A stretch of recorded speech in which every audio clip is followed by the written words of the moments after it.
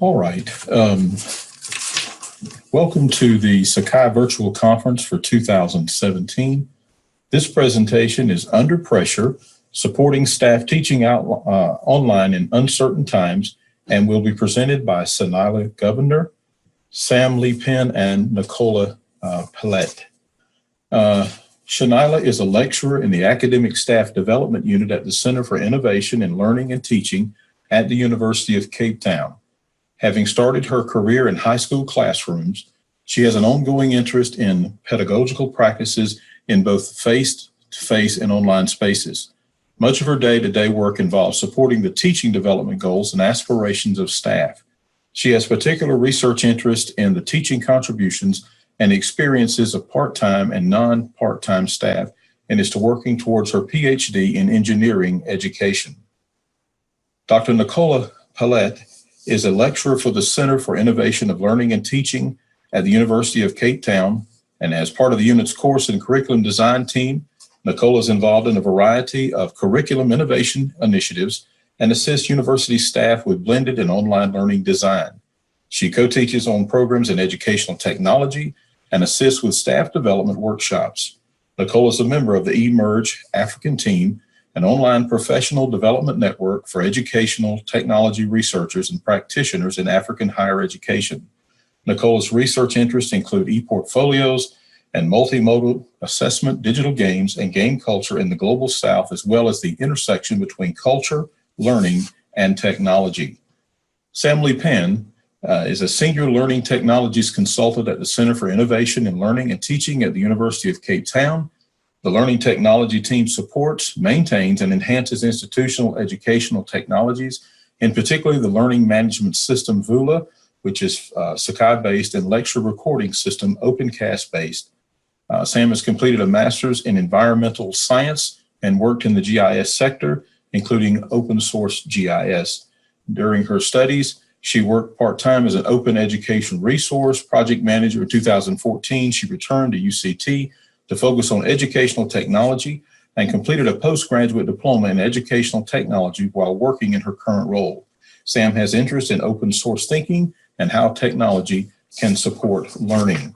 Please note that all attendees are muted upon entry.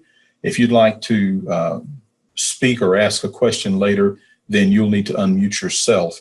You enter your questions, you enter them in the chat room. You can ask questions at any time, and those questions will either be addressed during the session by the presenter, or they'll be answered at the end. This session is being recorded and will be available at a later time on the Sakai YouTube channel. If you have any problems with video or audio, you can enter a comment in the chat box. So I turn it over to the presenters now, and welcome to this session of the Sakai Virtual Conference. Hi, folks. I see we've got quite a busy room today. We've got 25 colleagues from across the globe joining us, some new faces as well as some familiar ones, judging from the text chat. So yeah, I'm Nicola Pallette, and I'm sitting on the left of this picture, and my colleague Shanali is in the middle, and Sam is on the right. We welcome tweets, so here are our Twitter handles. We encourage you to use the text chat, and we'll have moments where we will stop for questions, thoughts, and ideas during the session, such as right now. Share with us, dear colleagues, why are you here? In the text chat, share why you are here, what attracted you to our session.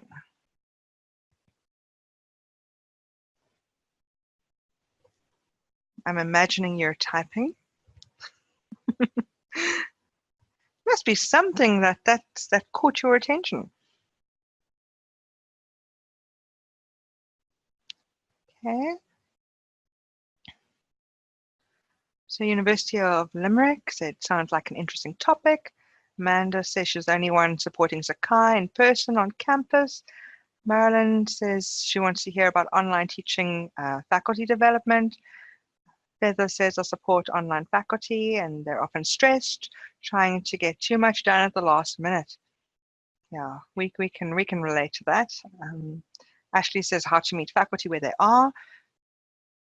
Also, the only person supporting faculty in across two university campuses. Okay, so we feel you guys. And how often do we feel a bit like this fish? You know, feel a bit out of our comfort zone, as Sam has said here. Welcome, Sakina. Great, we've got a colleague from UNISA. And UNISA experience, yes, indeed, a lot of the similar pressures. Yeah, I hope we can share something that you find useful. All right. So if there are any more thoughts, you're welcome to share those in the text chat. But I'm just for our international colleagues, share a bit more about our institution.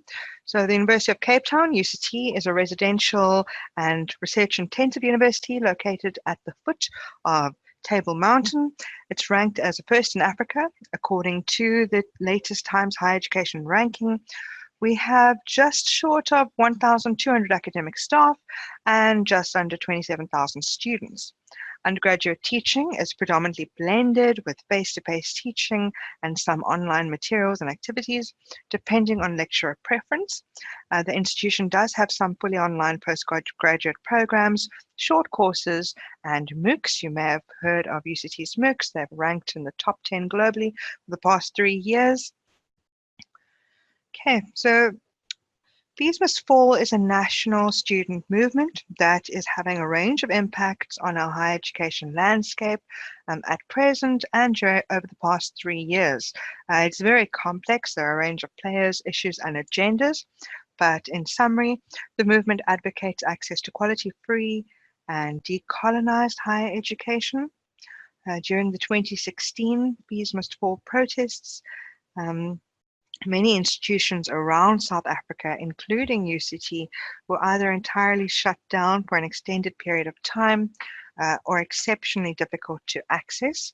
Students barricaded entrances to campuses, set off fire alarms, started fires, vandalized venues, among other things. But due to the nature of the protests, it was difficult to tell if a normal teaching day would be disrupted, making it difficult to plan ahead for the past few years. Maybe some of our South African colleagues can share some of their experiences from their campuses. I know we've got folks here from quite a spectrum of campuses across South Africa. All right, so the national student protests pushed universities to consider alternative approaches to enable continued teaching from off-campus. But how institutions adopted blended learning has a different meaning to how this term is understood internationally in educational technology and literature. In our context, it actually meant fully online since classes were suspended. But it was blended in the sense that the majority of teaching time on courses happened face-to-face in the first 8 weeks of the semester, followed by the online teaching. While some institutions had quite a top-down approach and online lecture recordings were compulsory for lecturers and particular departments, at some institutions, UCT allowed individual departments to make their own decisions. In some cases, whether to teach at all was something that put lecturers in a tricky position, torn between their jobs and supporting the student movement.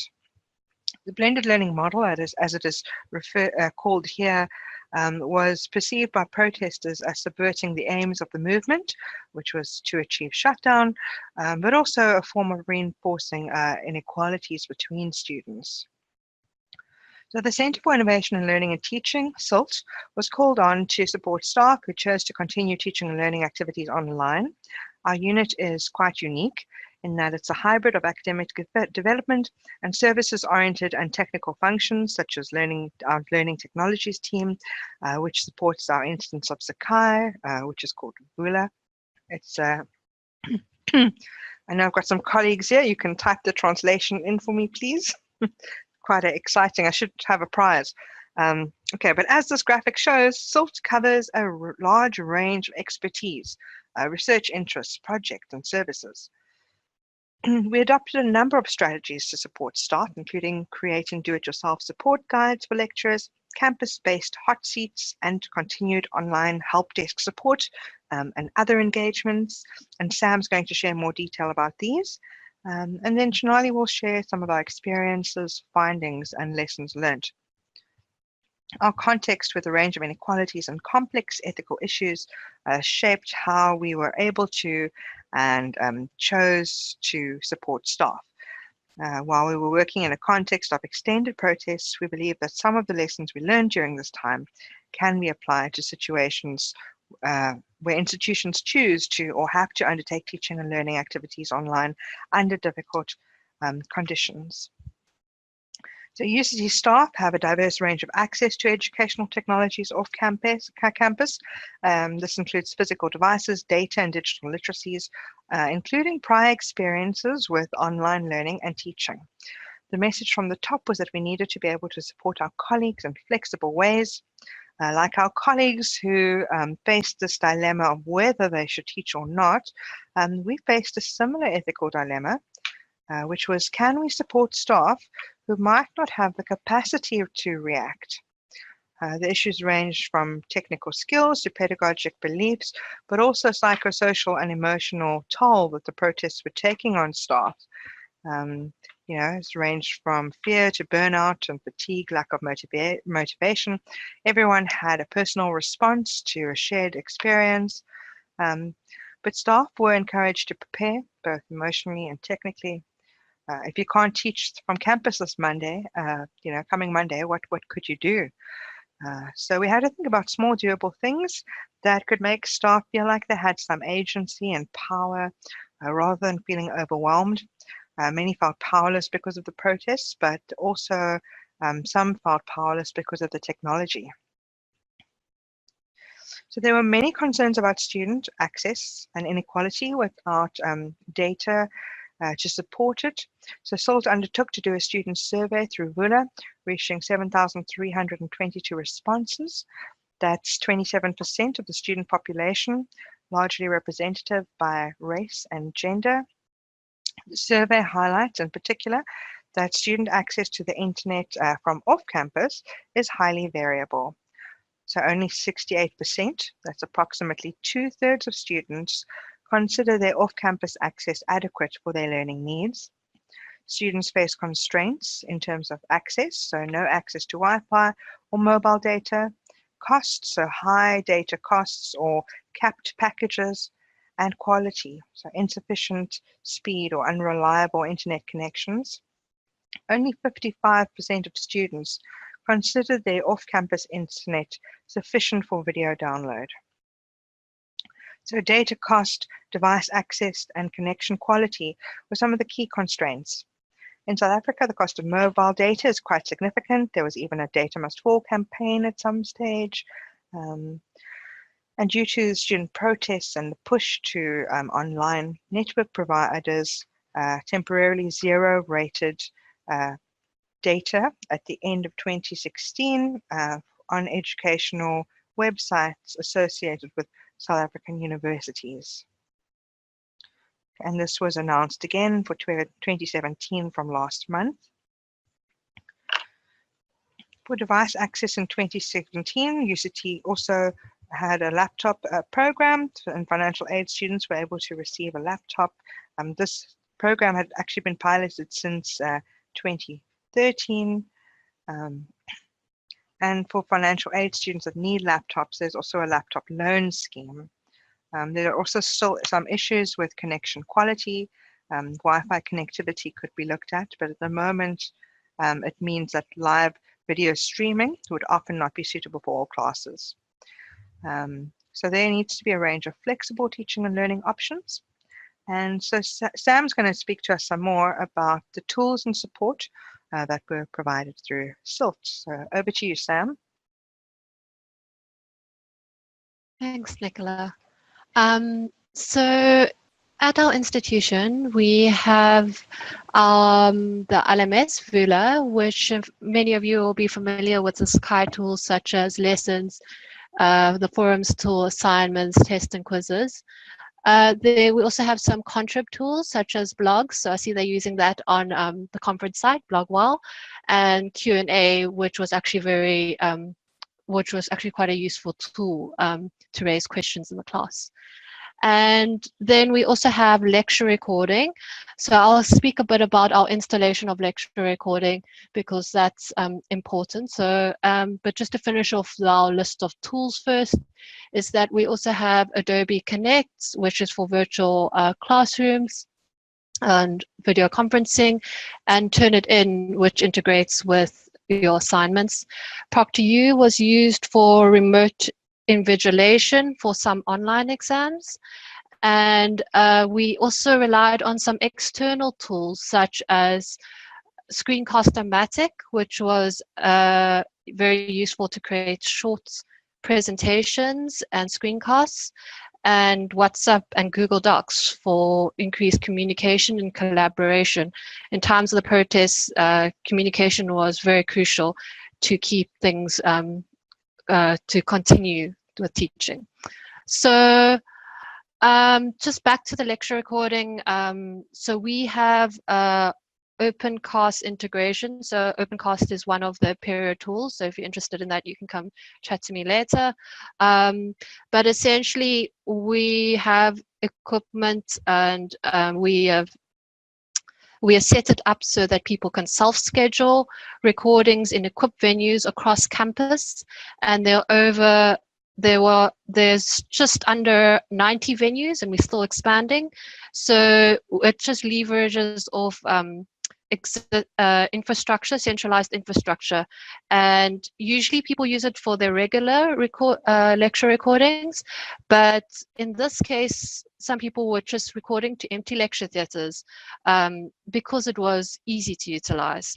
There was also options to reuse last year's recordings and upload video content from previous years. Upload their own content. So there was an option where you could create your own Screencast-O-Matic, for example, and upload that in lecture videos. And it would take care of all the file sizes and formats for you. The equipped venues also have some camera tracking software, so this increases board legibility. And that's one of the things that we actually received some interest in, because a lot of lecturers are still used to writing on the board, or they don't have access to a tablet or such. So the DIY recordings are not always that easy for people to implement themselves, and we're still looking at improving our camera tracking. So in terms of emergency support, some of this was emergency or reactive in the heat of the moment, and some of it was ongoing. So there was a range of engagements and resources created. So last year, in a 3-hour sprint, Shanani, Nicola, and I created a summary doc of all the sorts of services and support that was available. We hyperlinked these guides, also linked to other guides, for example, on technical access or DIY guides. So I'll talk a little bit about that. But also last year, because it was more protracted, we had some face-to-face hot seat sessions to support staff. So the nature of these engagements were diverse as discussions of what the teaching and learning implications are, to simply how can I record a narrated PowerPoint on this computer? I don't have a laptop or headset at home. This year we tried an online meeting room for lunch, but there was a low attendance rate. One thing that was consistent was the Vula Help Desk support and staff development workshops. So Vula Help was still quite busy during the protests, and definitely seemed to receive more complex questions. For example, how do I record a lecture from off campus or at home? Some of these resulted in a set of teaching and learning sessions with the departments and faculty seeking advice that ran across our 3 clusters at SILT. So the Vice Chancellor did visit departments this semester to encourage them to go online. So there was a lot of requests after that from department and faculties. And these sessions focused on what they tried before and what didn't work, and it wasn't information sharing between the department. But there were also quite short sessions, and it did actually raise a lot of concerns and issues that people were undergoing. So some of these were in terms of physical infrastructure. There's data access for both students and for staff.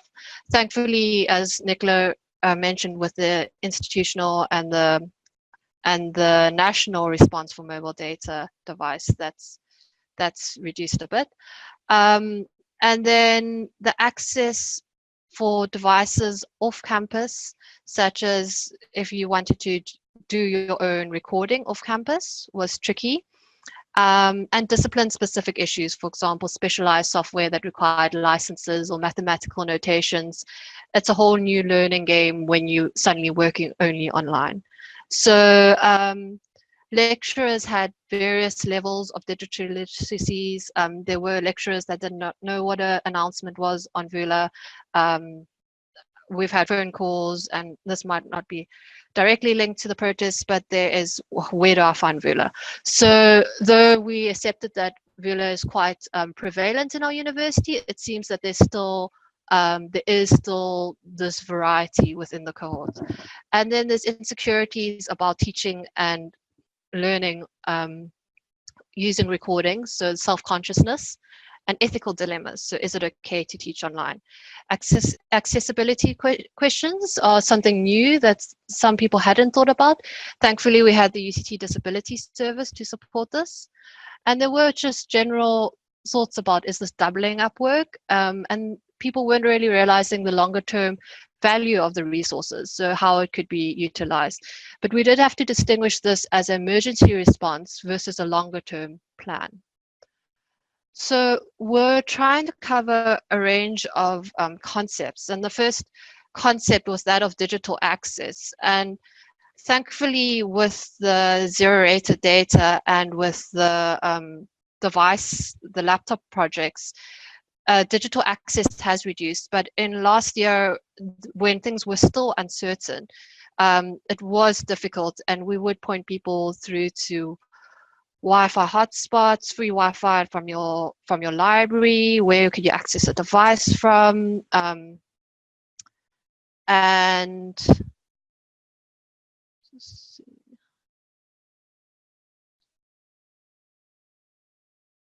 sorry, just a sec. And also questions about,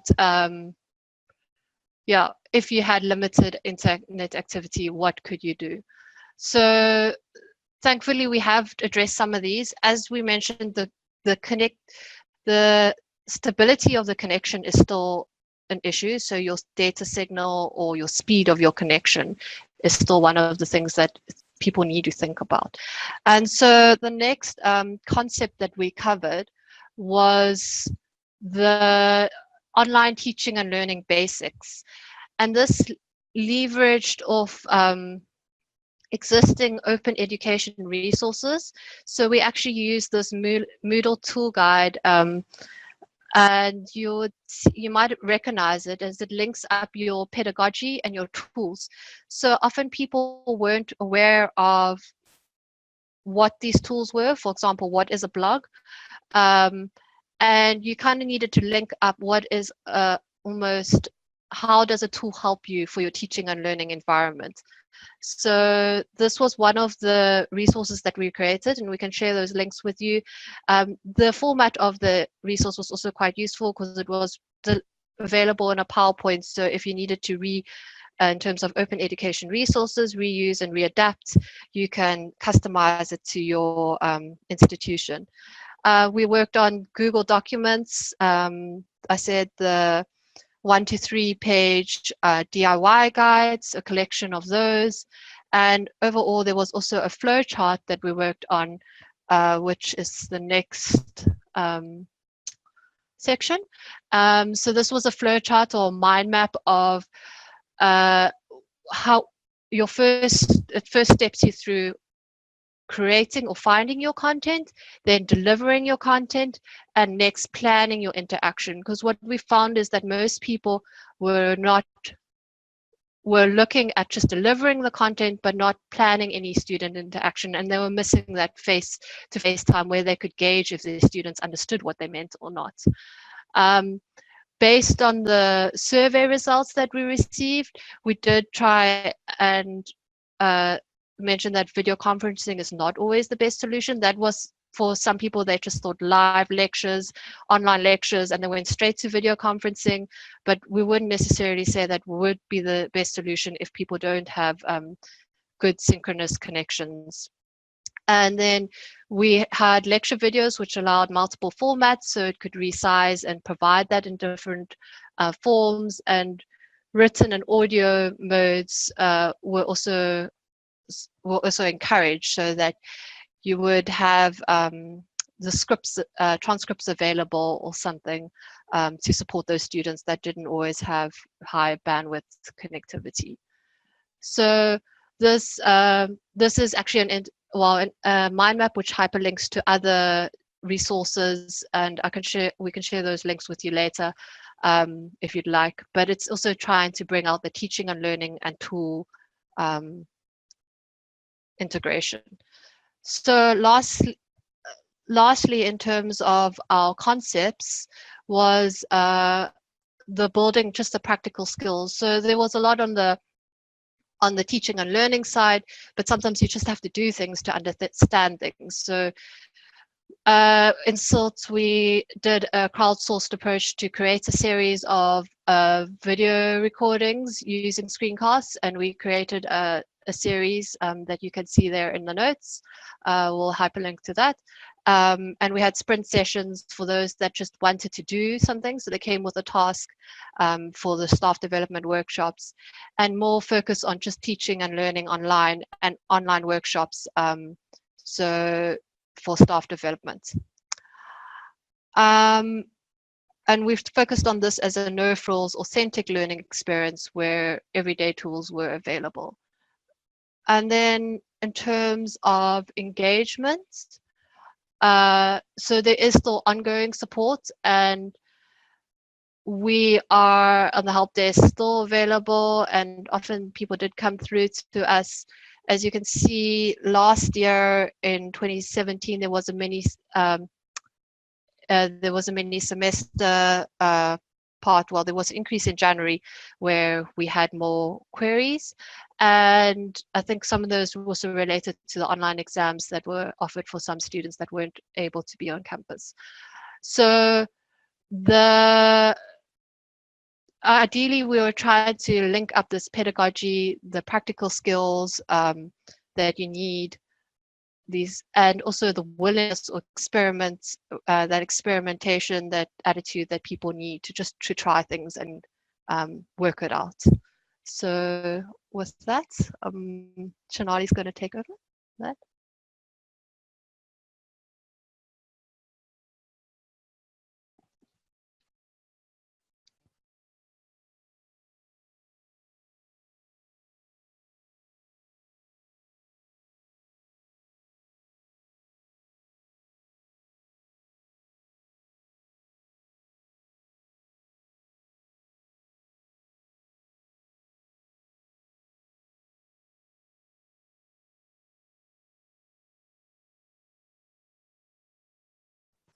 Okay, we're just helping Shanali fix her sound quickly.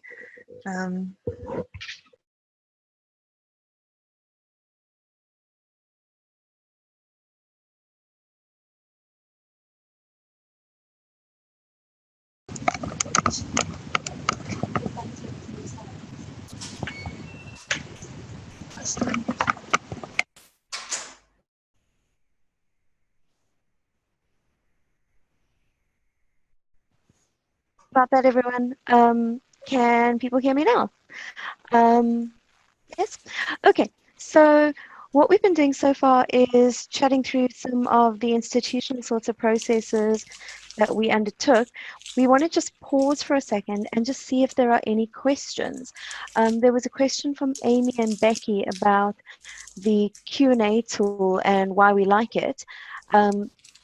And I think that I'm going to say something about that, but I'm going to see if Sam wants to add something as well. So for me, one of the nice things about the Q&A tool is that especially when you're dealing with big groups, one of the sort of problems for staff is that they have very large numbers and perhaps repeat queries. So, you know, you get asked 100 times, where do I find this particular, this particular resource, or 100 times, how do I log into?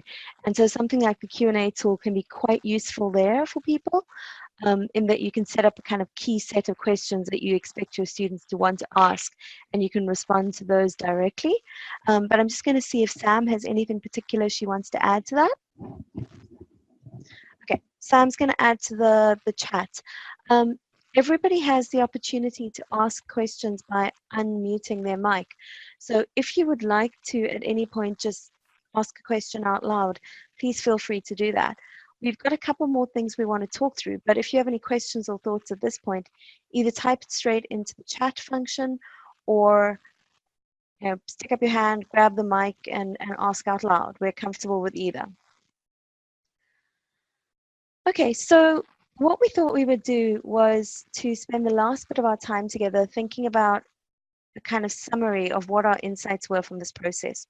So we had a situation where, under some quite extreme circumstances and some quite serious pressures, staff were asked to go online quite quickly, and how that process worked for people. So we're going to really talk about that, or I'm going to chat about that now in relation to 4 sorts of spaces. So I'm going to chat a little bit about how that experience, what insights we have in relation to process, to resources, to staff, and to institutional culture.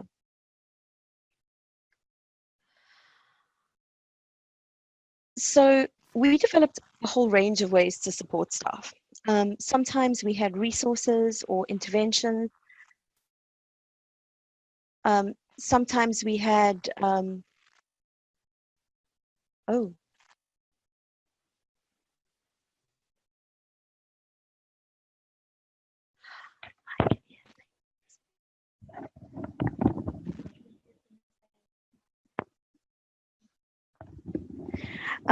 so sometimes resources and interventions were engaged with, and at other times they were kind of entirely ignored and staff didn't go near them at all. So, for example, the departmental engagements at midterm were received very differently from our attempted online sessions.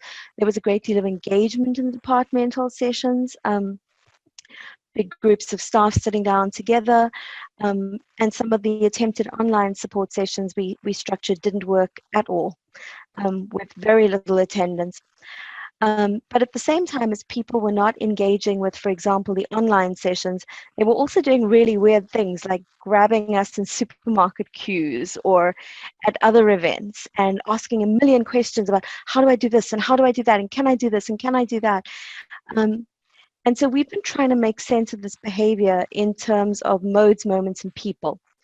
So do we see the activities and the engagements that people shy away from as failures, are failures? Do we attribute it to the staff members involved? Do we say it's their failure? You know, they're avoiding it. They're being like ostriches with their heads in the sand. And we've chosen not to really look at it that way. So we've chosen to say that for us, one of the insights is that each moment is different. In every single moment, there's something different going on. Different things are possible. There are various constraints and opportunities which are different and which aren't always necessarily available to us. And what we realize is that actually when people are stressed, they kind of retreat to the familiar. So more than anything else, one of the things that held our support efforts together was personal relationships. People being willing to either contact Nicola or Sam or me because they knew us already, or because they'd had contact with the unit in some kind of way.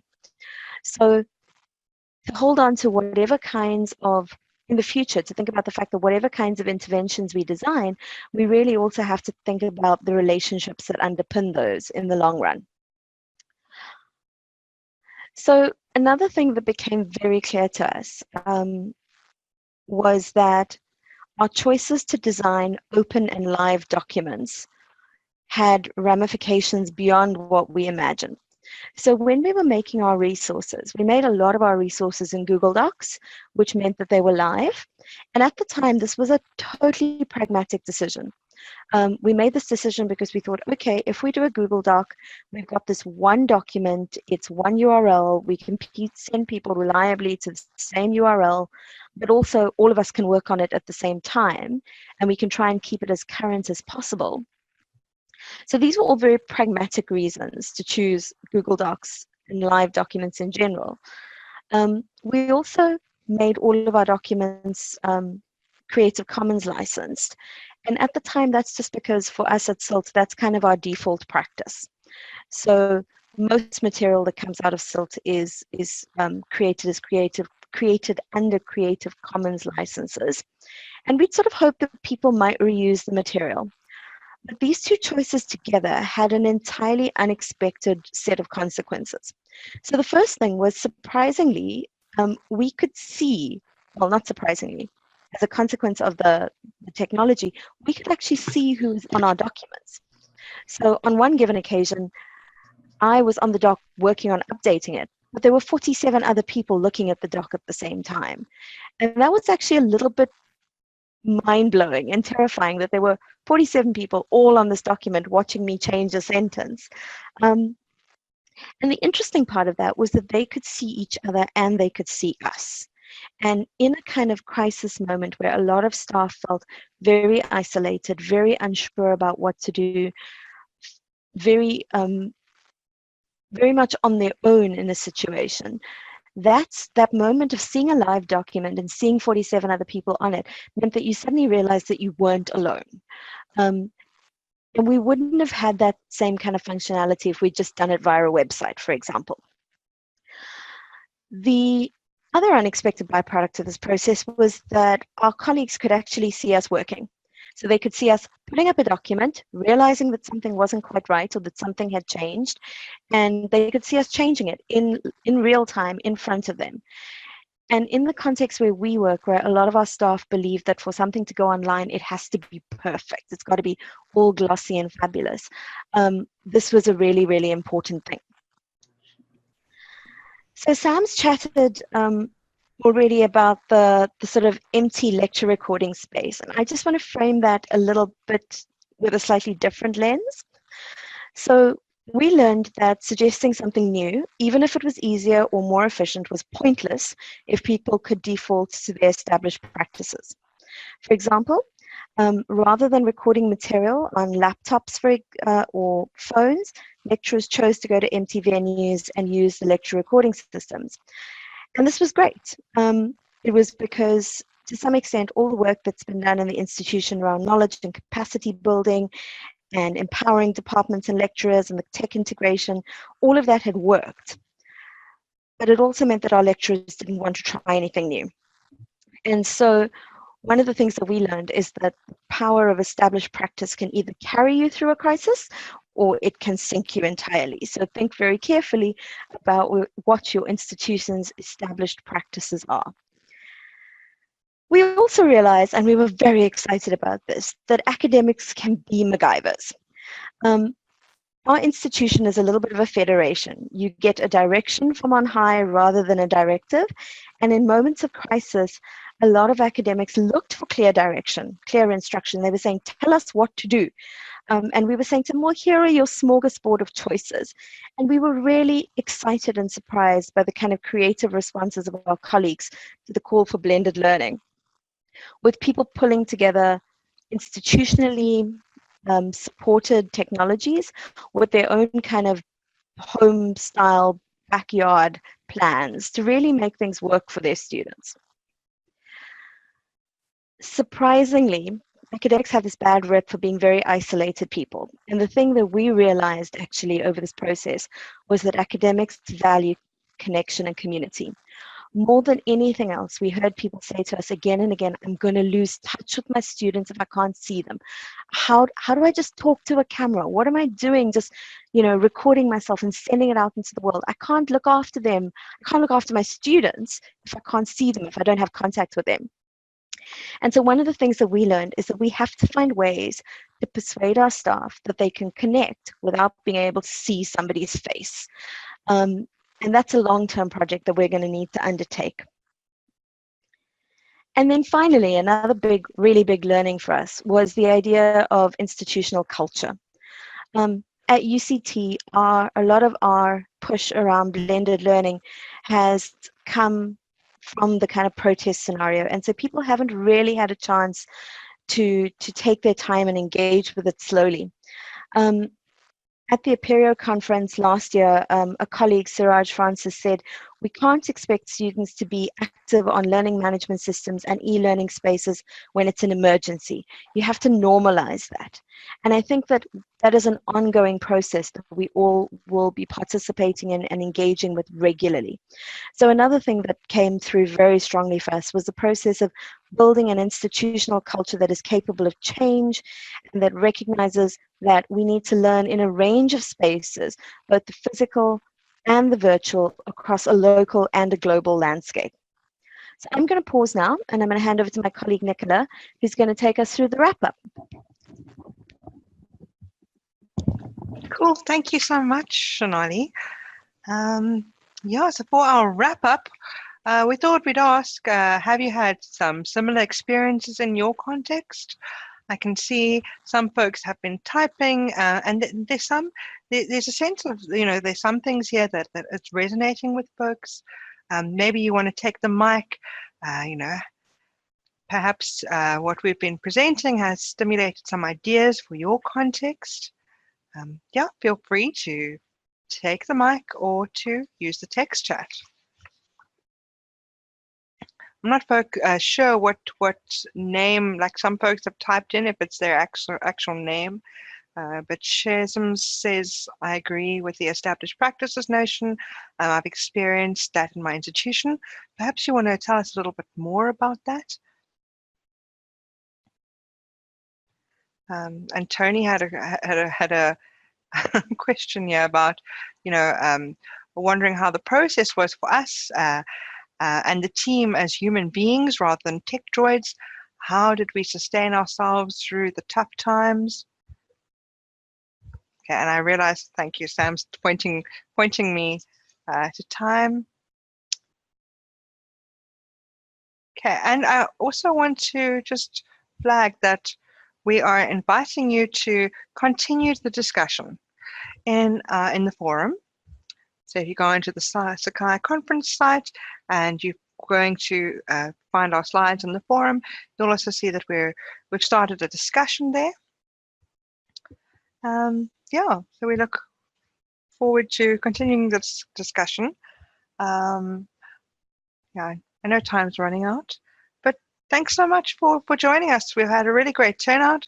And I know it's early in the morning your side. I hope you have a great day and a really great conference further. Okay, I just want to acknowledge this contribution here. Yeah, so the point that stood out for one of our colleagues here is the personal relationships that helped us to help lecturers. And that resonated. Great. And thank you, Tony, for your point here. Look forward to continuing the discussion, folks. Bye for now. Sam, Shonali, you want to say anything further? No. Shonali waves, Sam's waving. Okay. Bye, folks.